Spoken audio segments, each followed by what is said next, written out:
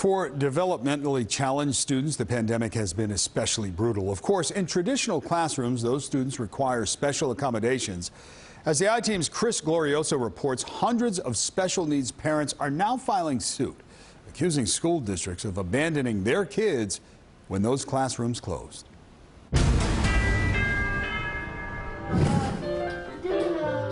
Learning from home is challenging for typical kids. When you have a disability, it's even tougher. He has low muscle tone, so physical therapy is one of the main things that, he needs.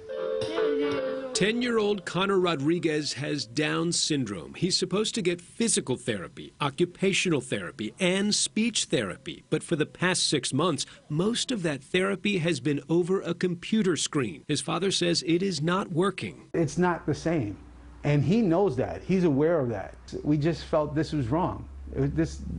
Something had to be done. For Fred Rodriguez, the answer was this lawsuit. It accuses New York City and thousands of school districts across the nation of taking COVID precautions too far, outlawing hands-on therapies for millions of special needs kids when the plaintiffs say those therapies can be delivered safely, and without them, they say disabled students lose ground. We have kids who are walking who now aren't walking.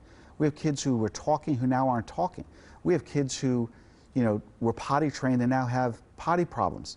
Patrick Donahue is founder of New York City's International Institute for the Brain, a private school for special needs kids. He filed the lawsuit, which makes an extraordinary claim, accusing school districts of committing fraud by billing the federal government for remote therapy when students' individual education plans call for traditional in-person therapy.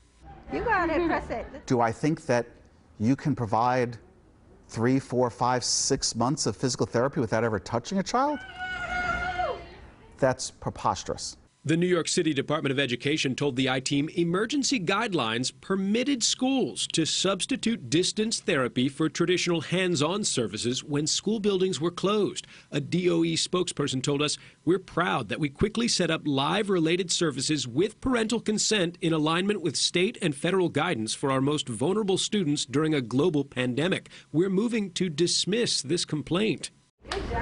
But plaintiffs say they never consented to remote therapy. And if school districts accept federal money when a child is guaranteed hands-on therapy, that's a bait and switch. If a school district accepts this federal money for special education, but did not provide those special education services, is that fraud? That's fraud. I think New York City Department of Education fraudulently accepted federal funds for services that were not provided to these students. Go ahead. The parents filing suit are now asking a judge to order school districts across the country to immediately reinstitute hands-on therapy for special needs kids. In school. After 6 months without in-person services, Connor's dad says he will now need even more hands-on therapy to catch up. He says the development of Connor's brain and other special needs students are at stake. As I see it, they've been forgotten. And that's very sad. So what does the Trump administration say about all this? Well, back in April, Education Secretary Betsy DeVos told Congress she would not grant school districts pandemic waivers, releasing them from obligations to comply with those individualized education plans known as IEPs for special needs students.